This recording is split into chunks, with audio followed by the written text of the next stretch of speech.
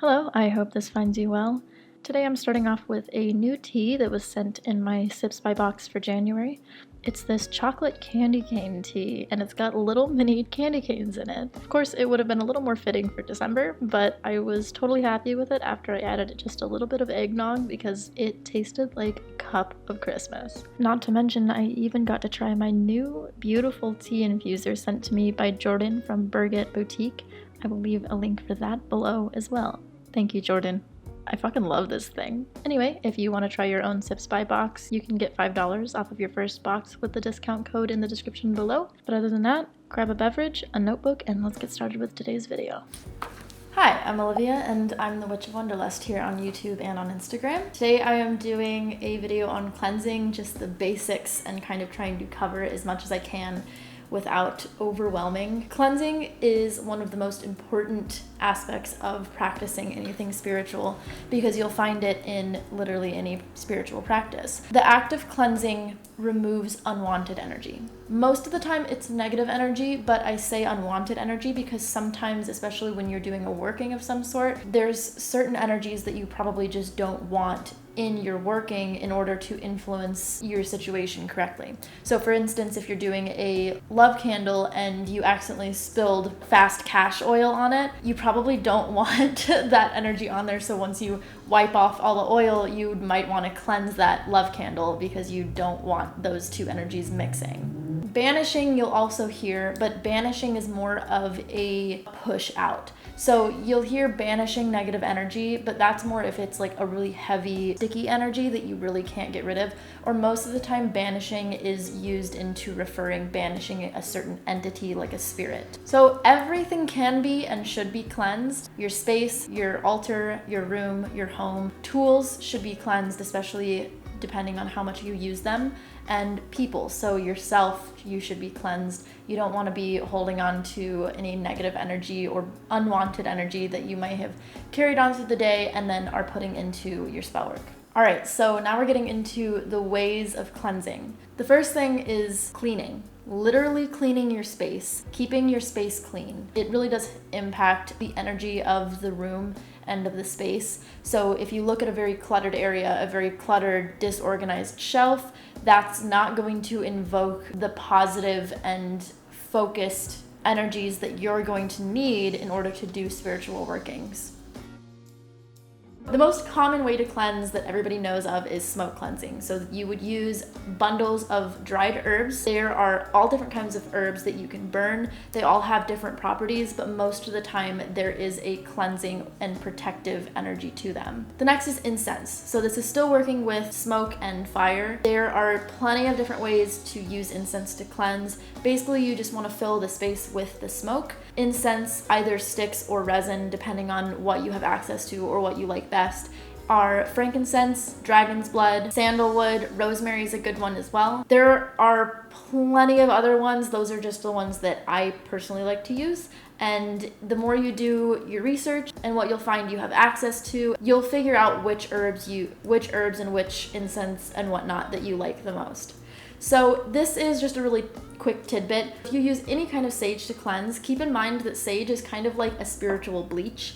It doesn't just get rid of all the negative energy, it also gets rid of all the positive energy. It just gets rid of all energy. So a lot of the time when I'm using sage, which is incredibly rare because I actually really don't like the smell of sage, I have to be really wanting to cleanse. Whenever I have ever used sage, I always burn something else or use something else to bring back in the positive energy so that I can fill the space with that. So once you energy bleach, that just kind of leaves like this big open pocket for energy to come right back in. So right after you use something like sage, you want to use something else to bring in the positive energy to fill up that pocket. I personally like to use rosemary, but that will differ depending on what you want to use. Some people like to use lavender. I also use cedar. But again, your preferences will all come to practice and trial and error. I know that a lot of you can't use smoke or can't use fire in your practice, so sprays are a really good alternative to this. Sprays do fill the room just like smoke does. I think sprays are a little more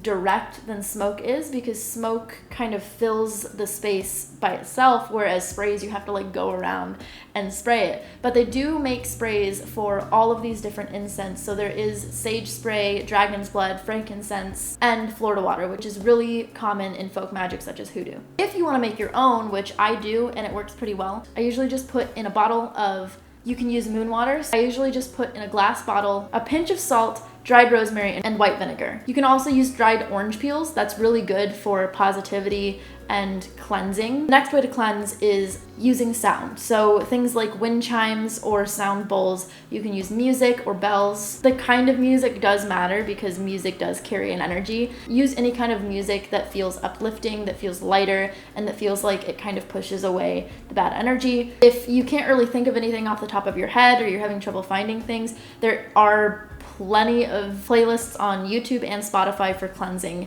your space. So really you can just turn that on while you physically clean your space, and that's a pretty good way and a pretty easy way to do like a generic cleansing of your space. You can ring bells around an item or around yourself, and sound bowls, people use this to meditate as well, and that's a really good way to cleanse a space. You can walk around and play the sound bowl. So now going more in depth into how to cleanse your tools and yourself. Crystals are a little more specific, but cleansing your tools or anything that you're using in your spell work in general, such as candles or any other items that you're using, that's really important to cleanse, especially if you just bought it from somewhere, because you don't want any of the energy from the manufacturing to the people who handled it to get it to the store, to the people who picked it up on the shelf and then put it back, and then the general energy of the store. You kind of want to get all of that unwanted, not necessarily bad, but just unwanted energy off of whatever tool that you're using, and then put in your intention and the energy that you want it to carry. So that's why cleansing your tools is really, really important. Running water. So if you're lucky enough to live near a creek or a river, I would prefer putting things in like a bag so that it doesn't wash away, but you can also just hold it under running water and that will cleanse it. If you do not have access to something like this, I actually will use just regular cold tap water. Of course, to follow up with this, because LA's tap water is just, you don't want to drink that. So it's not super clean. It does pretty good on getting off of most of the unwanted energy, and then I will actually run it under some smoke incense right afterwards anyway. Another way to do this is burying your items or your crystals in the ground. Remember where you bury them.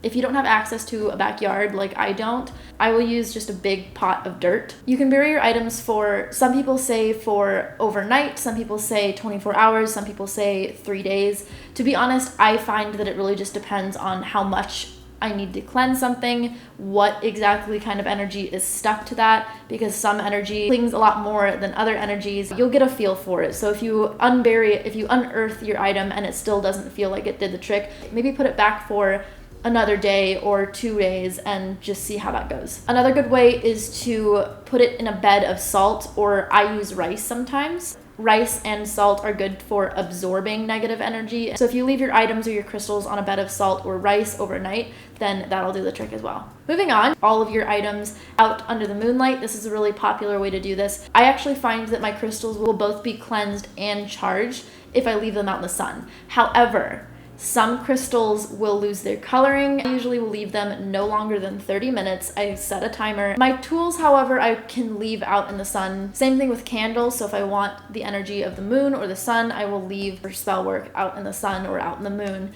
and let them soak up that energy as well. Another good way is selenite. Selenite will actually cleanse jewelry and items and crystals.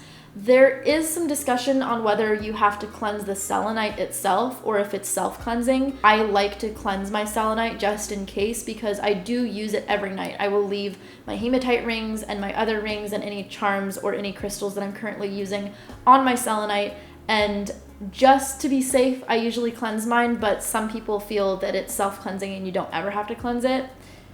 Again, this will totally depend on what works for you. And to cleanse yourself, you can use sound, you can use smoke, you can use sprays, but I find the best way to cleanse yourself is using spiritually cleansing baths. The way to do this is get any kind of drawstring bag, add some herbs in there.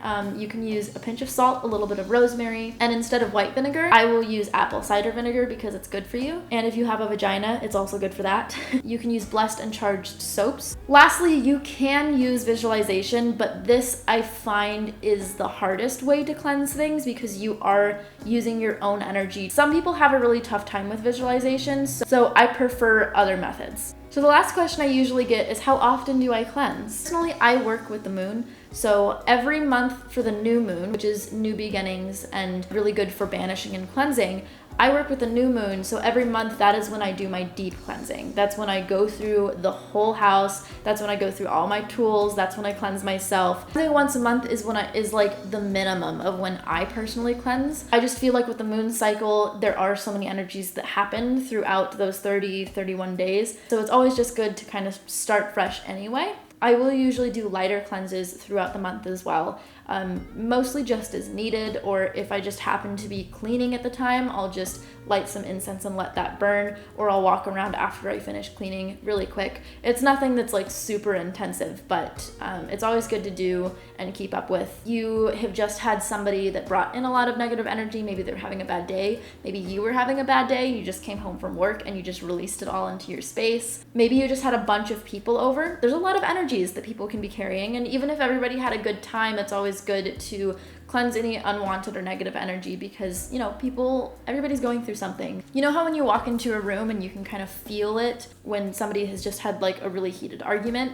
It's always good to cleanse that out because you don't really want that lingering around. So for items, you'll feel a little bit of a difference. So for instance, when I have candles, when I just purchase them and I cleanse them thoroughly, my candle will feel lighter. You'll get a knack for it. I know that I keep saying that, but I personally believe the only way to get better is to practice and is to do. You know, there's a reason why it's called a practice. Feel like they've got a lot of stagnant or collected energy that they don't need, and you can cleanse that away. As for things like crystals or enchanted items such as charm bags or pieces of jewelry, you'll notice that they kind of like lose their shine. They seem to have dulled or something like that. That's kind of when you know when you should be cleansing.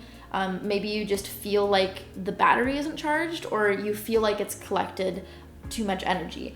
I know that it's like, I'm not really giving you, oh, it's gonna change colors and that's how you know. You'll feel it. So when you hold it in your hand, does it feel like it needs some cleansing? I know that's really general, but you'll understand the more you do it. I swear, I promise. There are some items and some crystals that use for cleansing. So a charm bag to absorb negative energy. I wear my hematite ring every single day. Maybe you carry around a black tourmaline or some other kind of crystal that absorbs energy. You'll want to do extra cleaning for those and give them a little extra attention because they are working so hard. So I usually leave my hematite ring on my selenite overnight every single night so that it cleanses every single night. This hematite ring has lasted me the longest because I've been doing that.